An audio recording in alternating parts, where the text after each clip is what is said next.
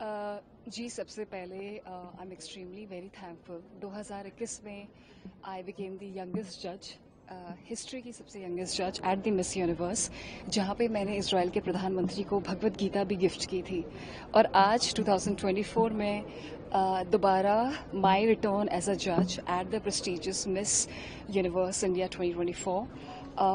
मैं उन सभी की बहुत ज़्यादा शुक्रगुजार हूँ। ऑल माई मेंटोर्स, मेरे शुरुआत से जब मैं टीनेजर थी, right from Diana Hayden Miss World जिन्होंने मुझे ट्रेन किया, उसके बाद सुष्मिता सेन मिस यूनिवर्स, लारा दत्ता, मैं इन सभी की बहुत ही ज़्यादा थैंकफुल हूँ कि उन्होंने, उनकी वजह से आई थिंक इंसान को कभी अपने गुरु को नहीं भूलना चाहिए, जिनकी वजह से वो आज यहाँ पे पहुँचा हो। उसी I would love to credit all these three amazing women, not just these three, my mother, Mrs. Meera Rautela, and all my family members and everybody out there, कि जिन्होंने because I don't think so कि मैं just अपनी वजह से इस मुकाम पे यहाँ पहुँची हूँ। I really feel कि एक combination है इतने सारे सभी लोगों का आशीर्वाद है, और I am very very grateful. और मेरी नज़र में जितनी भी गर्ल्स आज पार्टिसिपेट कर रही हैं सभी विनर्स हैं, so all the very best. आप मिस यूनिवर्स इंडिया 2015 क्राउन हुई थी, आप एक विनर में आज कहा देखिए कि आप जज भी करने वाली हैं। जी मेरी नज़र में the girl has to be very overall package. एक ऐसी लड़की जो मिस यूनिवर्स में जब रिप्रेजेंट करे तो बहुत ही अच्छे से हमारे देश का नाम बहुत रोशन करे, और साथ ही साथ I am looking for a personality, a overall package, a girl who is, because miss universe का ताज जीतना सिर्फ एक क्राउन ही नहीं है, उसके आगे it's way beyond the responsibilities, and I think the girl has to be like overall package, and very beautiful, with an amazing heart, all these factors. प्रधानमंत्री यहाँ पे आने वाले हैं। Very excited, very excited. We don't usually get this opportunity, so I'm looking forward to see him from the distance at least. So yeah, I'm very excited. We all are excited. We are from New Jersey. Yeah, this whole group is from New Jersey. Yeah, we try to maintain and sustain our folk music that comes from Maharashtra. So these are the folk instruments that we try to pass on to next generation by keeping this the culture alive. So yeah, thank you. समझती हूँ कि कहीं ना कहीं ये जो food adulteration department है इसकी नाकामी रही है कि ये लोग भाप नहीं पाए हैं, और लगातार इस तरह का अडल्ट्रेशन जो आम लोगों के खाने में भी बहुत भारी मात्रा में हो रहा है, जिसके बारे में कोई संज्ञान नहीं लिया जा रहा है। और मैं समझती हूँ कि जो ये हमारा फूड अडल्ट्रेशन डिपार्टमेंट है इसको पूरी तरह काम करना चाहिए, और ये जांच बिठानी भी चाहिए। जिस तरह आप बता रहे हैं कि तिरुपति बालाजी के लड्डू में जो अडल्ट्रेशन का मामला आया है, तो ये बहुत ही नाजुक मामला भी है, क्योंकि कहीं ना कहीं ये हमारे श्रद्धा से जुड़ा हुआ मामला है। और इसी तरह की बात हमारे वृंदावन में भी सुनने को मिली है, जहाँ पे सही किस्म का खोए का इस्तेमाल नहीं हो रहा है या उसमें भी मिलावट हो रही है। तो मैं समझती हूँ कि अब इस डिपार्टमेंट को कुछ काम करना चाहिए, क्योंकि सरकार भारतीय जनता पार्टी है तो उनको पूरी जिम्मेदारी के साथ इस पे काम करवाना चाहिए। मंदिर परिसर में बिकने वाले प्रसाद के लड्डू की अब जांच शुरू होगी। सभी मंदिर मठों में जांच नहीं होनी चाहिए, मंदिर के लड्डुओं की भी जांच होनी चाहिए, आम इंसान के खाने की भी जांच होनी चाहिए कि किस तरह मिलावटी खाना जन जन तक पहुंचाया जा रहा है, किस तरह तेल में मिलावट है, अनाज में मिलावट है, कहीं ना कहीं जिसकी वजह से आज गंभीर बीमारियों से लोग त्रस्त है। तो कहीं ना कहीं फूड अडल्ट्रेशन बहुत बड़ी भूमिका में है।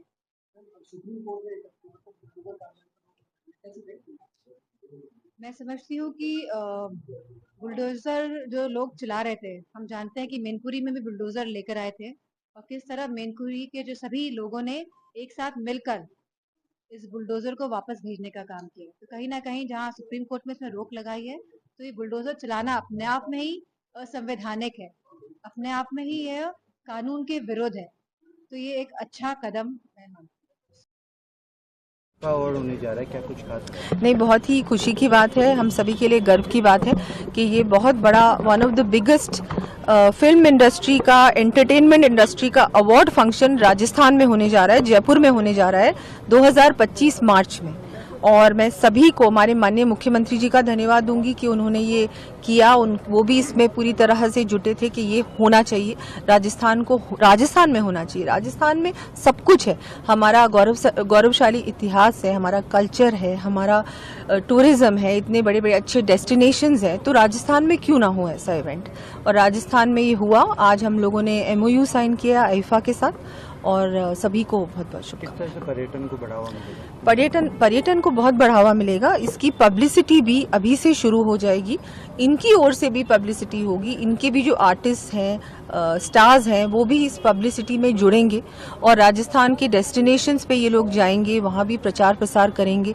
इसके अलावा बहुत सारे प्री इवेंट्स भी होंगे, और जब इवेंट होगा वो भी 3 दिवसीय इवेंट है, उसमें भी हम लोग कोशिश करेंगे कि Rajasthan as a film shooting destination promote हो। राजस्थान के हर स्थल में क्या है, वहाँ की क्या विशेषताएं हैं, उसके बारे में भी चर्चा होगी। तो और ये जो शो होता है प्रसारित होता है पूरे वर्ल्ड में, ना केवल भारत में, पूरे वर्ल्ड में। तो ये एक बहुत बड़ा प्लेटफॉर्म मिलेगा राजस्थान को कि वो एक इस तरह का इवेंट हमारे यहाँ पर हो।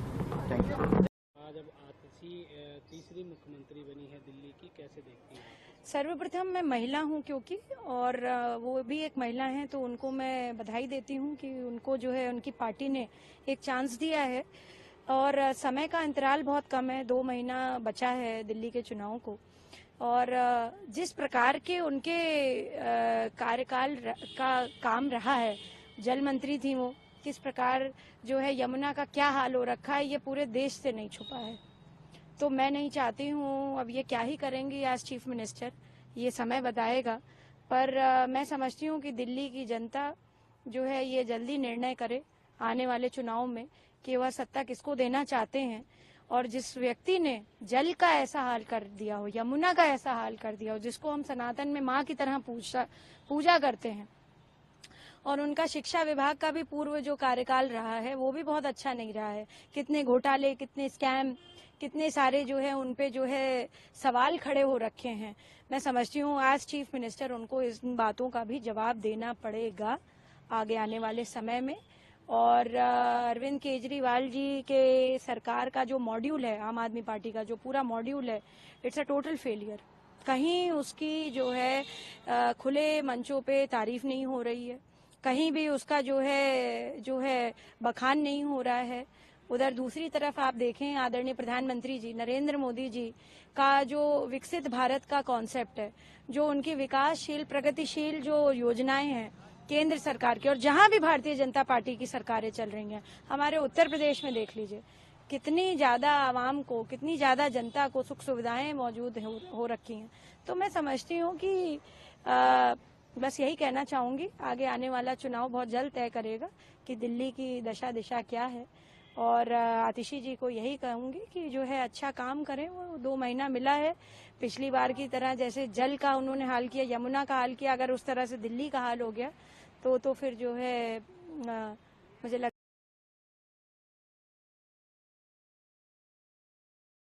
पे एक एलिगेशन लगाया गया है, असॉल्ट हुआ है आर्मी ऑफिसर, उनकी एक वुमेन कंपनी कर रही थी उन्हें, उनके साथ जो जिस तरीके से विवाद सामने आया है। नहीं, मिस कर दिया, ये तौर तरीका नहीं, इट्स मिस्ड अप।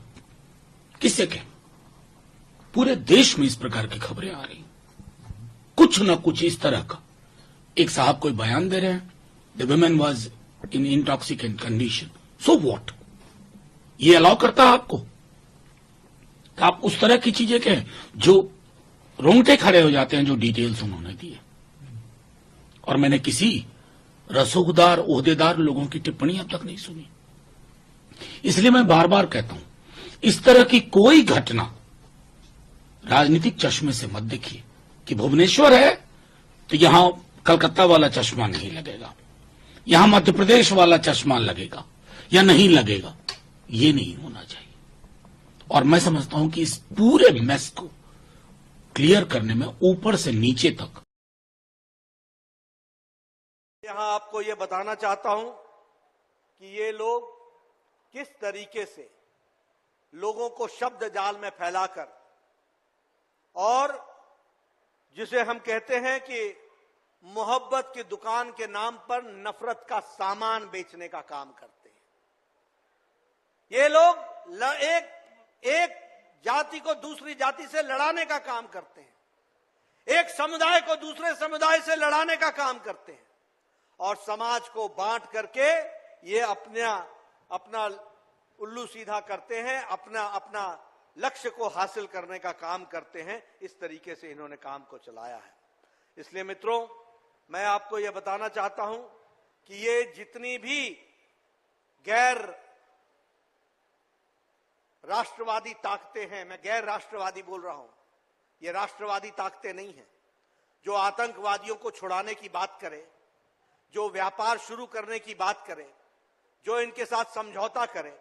और मैं यहां यह भी आपको बताना चाहता हूं कि नेशनल कॉन्फ्रेंस और कांग्रेस को किसी और ने सर्टिफिकेट नहीं दिया, पाकिस्तान के डिफेंस मिनिस्टर ने सर्टिफिकेट दिया है। पाकिस्तान के डिफेंस मिनिस्टर ने क्या बोलता है पाकिस्तान का डिफेंस मिनिस्टर कि नेशनल कॉन्फ्रेंस और कांग्रेस पार्टी की मौजूदगी भारत में वो हमारा ही एजेंडा चला रहे हैं और जम्मू कश्मीर को स्टेटस को में लाना चाहते हैं, धारा 370 समाप्त करना चाहते हैं। बोलो, जिन लोगों को पाकिस्तान सर्टिफिकेट दे, ऐसे लोगों को क्या यहां पर आप पनाह देंगे? क्या आप उनको आगे बढ़ाएंगे, पोषित करेंगे? मित्रों, मैं आपको यहां यह भी याद दिलाना चाहता हूं, 2014 के पहले की बात याद करो। मुझे याद है जब परेड ग्राउंड में, नहीं, वो परेड ग्राउंड के बगल में जो स्टेडियम है, वहां पर जब मोदी जी आए थे, उस स्टेडियम में जब सारा स्टेडियम भरा हुआ था, उस समय आप सब लोगों ने प्रधानमंत्री बनाने का संकल्प मोदी जी को लिया था। और उसी समय का वातावरण आप याद करो, उस समय का वातावरण था, सारे देश में भ्रष्टाचार व्याप्त था, भाई भतीजावाद था, तुष्टीकरण की राजनीति थी, गवर्नमेंट नाम की कोई चीज नहीं थी, अर्थव्यवस्था लड़खड़ा गई थी और प्रधानमंत्री की कोई अथॉरिटी नहीं थी, कोई अथॉरिटी नहीं थी। जब आपने उस यूपीए की सरकार को धक्का मार करके प्रधानमंत्री मोदी जी को आपने सरकार में बैठाया था। आज हम गौरव के साथ कह सकते हैं, बताइए, मोदी जी के नेतृत्व में देश आगे बढ़ा कि नहीं बढ़ा? भ्रष्टाचार समाप्त हुआ कि नहीं हुआ? भ्रष्टाचारियों पर लगाम लगा कि नहीं लगा? भ्रष्टाचारियों को जेल में डाला कि नहीं डाला? तुष्टीकरण की राजनीति समाप्त की कि नहीं की?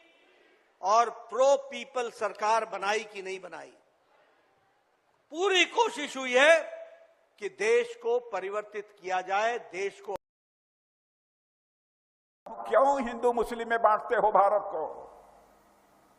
केवल सत्ता हासिल करने के लिए? अरे मैं तो कहता हूं, पीओके भी जिसे आज कहते हैं, वह भी हमारा भाई है, हम उसे अपने परिवार में शामिल करना चाहते हैं, हम तो उसको भी चाहते हैं।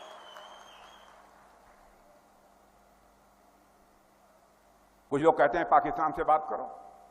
बहनों भाइयों, हम लोगों का एक प्रिंसिपल है, सिद्धांत है, और आप जानते हैं, यदि शकून से रहना है,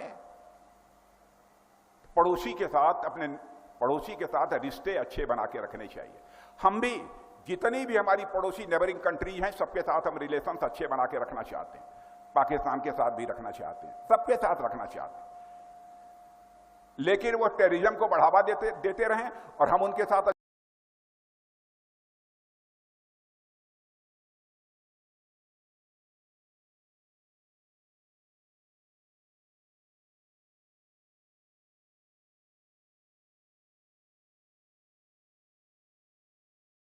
प्रदेश 2017 के पहले भारत के विकास का बैरियर माना जाता था। आज वह उत्तर प्रदेश भारत के विकास का ग्रोथ इंजन बनकर के तेजी के साथ कार्य कर रहा है। अयोध्या में रामलला का भव्य मंदिर का निर्माण भी हो गया है। 5 सदी के बाद इंतजार समाप्त हुआ, अयोध्या में रामलला विराजमान हुए। और ऐसे ही हरियाणा में पिछले 10 वर्ष के अंदर हुआ है एक परिवर्तन, जिस हरियाणा को कांग्रेस ने परिवारवाद के, भ्रष्टाचार के, गर्त में डुबोने का काम किया था, चाहे कांग्रेस रही हो, चाहे इनलो रही हो, और चाहे वह दिल्ली के अंदर झाड़ू लगाने वाली पार्टी हो। याद रखना, बहुजन समाज पार्टी के हाथी का पेट इतना बड़ा है वो कभी भरता नहीं है, कभी नहीं भरने वाला है। वो वोट खराब हो जाएगा,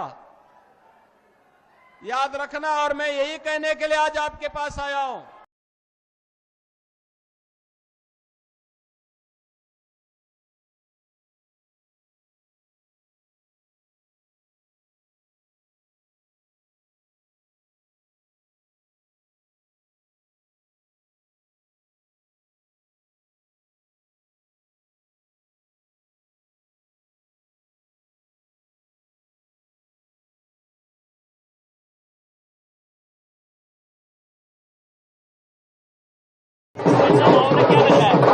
आदरणीय जेपी नड्डा जी राष्ट्रीय अध्यक्ष आज मेरे को मेरे विधानसभा में आशीर्वाद देने आ रहे हैं, ये बड़ी बात है।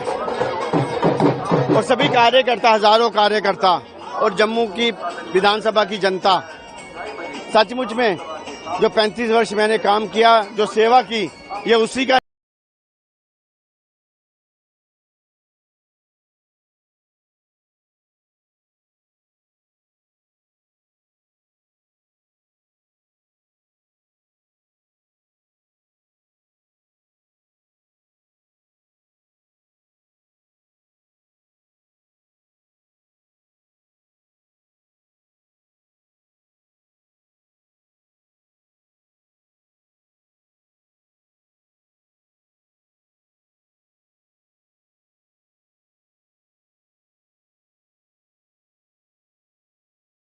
तो में हमने देखा काफी सारी खबरें आ रही, बुरहानपुर से भी खबरें आई, डेटोनेटर मिले रेलवे ट्रैक पर। क्या सर अभी तक आप लोगों ने? देखिए, ऐसा है कि सबसे पहले तो बता दें कि हमारे सारे रेल कर्मचारी, हमारी सुरक्षा एजेंसियां बिल्कुल चौकन्ने हैं। आपने देखा भी होगा कि वो पहले ही इन सब बातों को भाप के पकड़ लेते हैं एप्रोप्रिएट टाइम पे, चाहे वो मुंबई का केस हो या बाकी का केस हो। और उसमें डिफरेंट जांच एजेंसियां, NIA और सिविल पुलिस, बाकी इंटेलिजेंस एजेंसी सभी उस पर काम कर रहे हैं।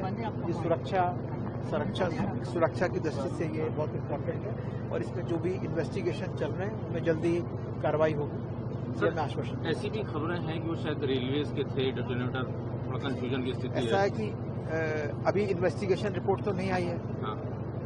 तो अभी इन्वेस्टिगेशन पूरे होने दें। इन्वेस्टिगेशन में कौन सी चीज क्या है, क्या इशू नहीं है, तो सबकी जांच होगी। भोपाल रेलवे स्टेशन के रीडेवलप में आप वहाँ जा रहे हैं देखने, तो मैम ने भी बोला था कि किस तरह मतलब देखिए, यहाँ से भी बहुत अच्छा विद। देखिए, हर स्टेशन भारत का आपको पता होगा, माननीय प्रधानमंत्री जी की जो सोच है उसके तहत, माननीय रेल मंत्री जी की सोच के तहत हर स्टेशन को अच्छे से अच्छा बना जाना है। डिफरेंट मॉडल सोचे गए हैं डेवलपमेंट के, उन्हीं मॉडल में भोपाल स्टेशन का डेवलपमेंट होगा। अभी मैं हबीबगंज वाला स्टेशन पूरा देख के आया, रानी कमला।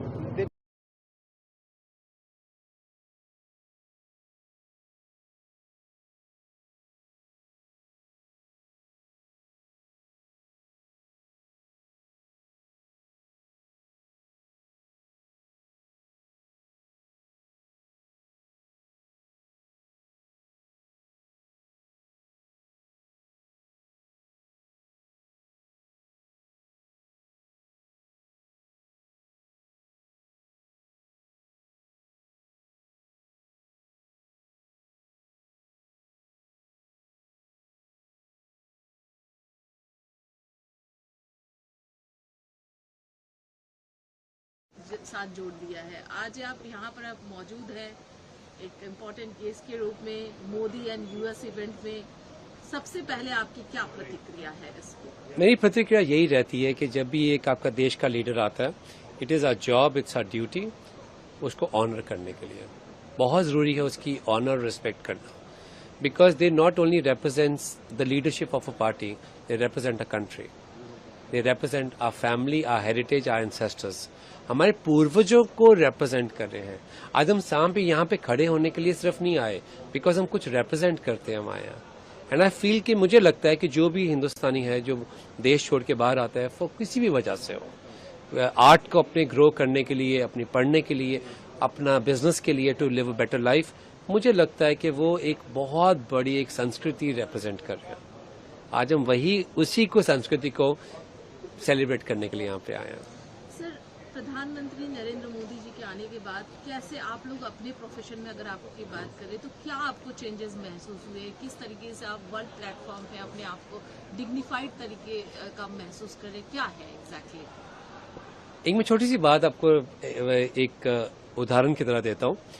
ये है कि जब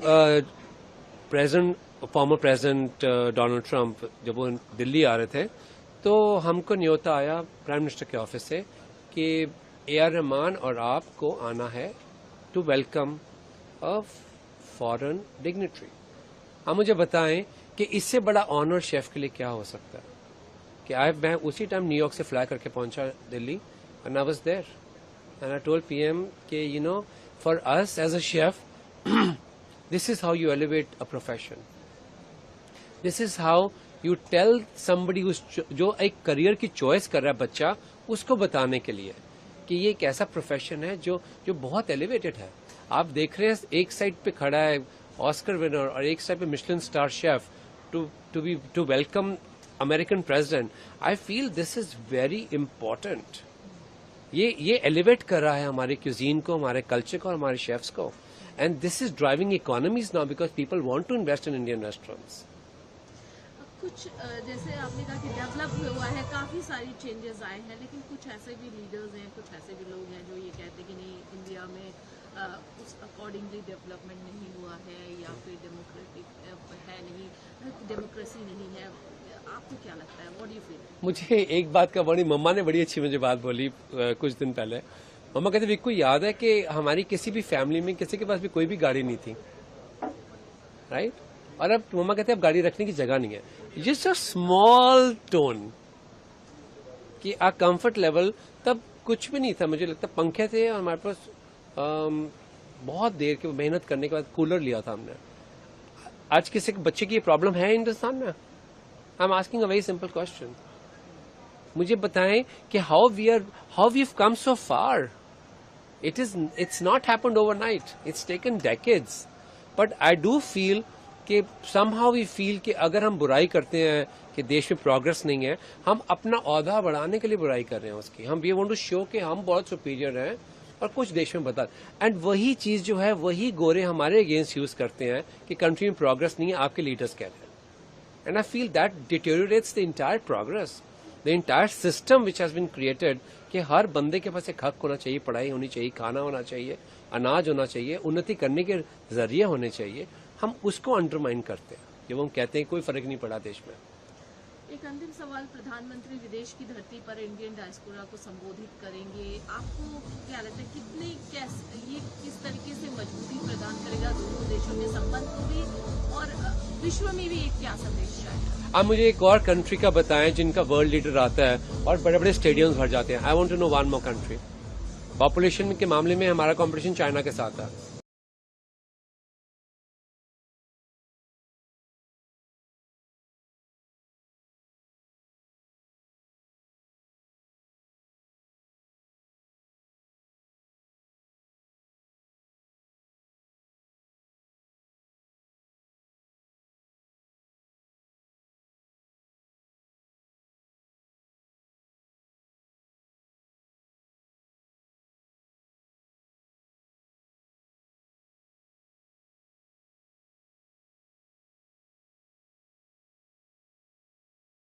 है कि थाना रनिया क्षेत्र अंतर्गत कल दिनांक 21/9/2024 को आरके पॉलीपैक फैक्ट्री में सुबह आग लगने की सूचना मिली थी। तत्काल में सारे सक्षम अधिकारी और फायर डिपार्टमेंट के मदद से आग को तत्काल नियंत्रण में ले आया गया था। वहां पे बड़ी टीन शेड गिरी हुई थी, तो एसडीआरएफ, फायर डिपार्टमेंट, बाकी अन्य विभाग से मदद से जब वहां से टीन शेड और मलबे को हटाया गया था तो वहां पर 3 मजदूरों के शव प्राप्त हुए हैं। इसके अलावा बेहतर इलाज हेतु जिनको कानपुर भेजा गया था, कानपुर में एक व्यक्ति की मृत्यु हुई है और जिनका इलाज लखनऊ में चल रहा था उनमें से 2 व्यक्तियों की मृत्यु हुई है। फिलहाल सारे जगह पर हमारे टीम मौजूद है और लगातार परिजनों से संपर्क कर उनके सहयोग कर रहे हैं। सख्ती से पेश करते हुए कल देर रात को फैक्ट्री को सीज की गई है। फायर डिपार्टमेंट के प्राप्त तहरीर के अनुसार थाना रनिया में सुसंगत धाराओं में मुकदमा लिखा गया है। जो नामजद अभियुक्त है इनमें से 2 लोगों को की गिरफ्तार की गई है। बाकी परिजनों से लगातार हम लोग संपर्क में हैं। परिजनों के प्राप्त तहरीर के अनुसार और भी अग्रिम विधिक कार्रवाई की जाएगी। इसके अलावा सारे विभाग, पुलिस, प्रशासन, उद्योग और श्रम विभाग लगातार परिजनों से संपर्क में है और उनको सहयोग करते हुए हर संभव न्यायोचित मदद की जाए। मैंने कहा वक्फ बोर्ड में कानून बने और कानून में गरीब मुसलमान महिला को, पसमानदा को जगह मिले और वक्फ बोर्ड जमीन हड़पो आंदोलन न करे, क्योंकि जब लोग गए थे बंटवारे के समय वो जमीन हिंदुओं का था, उसको वक्फ बोर्ड ने जबरदस्ती ले लिया और कांग्रेस ने उसे कानूनन इतना अधिकार दे दिया कि जो खाता न बही, जो वक्फ कहे वही सही। मैंने कहा वक्फ बोर्ड में कानून बने और कानून में गरीब मुसलमान महिला को, पसमानदा को जगह मिले और वक्फ बोर्ड जमीन हड़पो आंदोलन न करे, क्योंकि जब लोग गए थे बंटवारे के समय वो जमीन हिंदुओं का था, उसको वक्फ बोर्ड ने जबरदस्ती ले लिया और कांग्रेस ने उसे कानूनन इतना अधिकार दे दिया।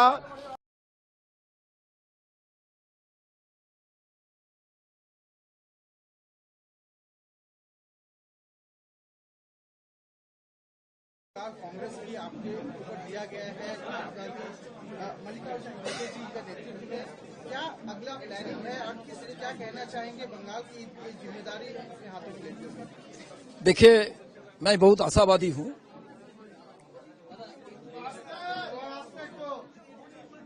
क्यों? मैं एक चीज जानता हूं, सोचता हूं।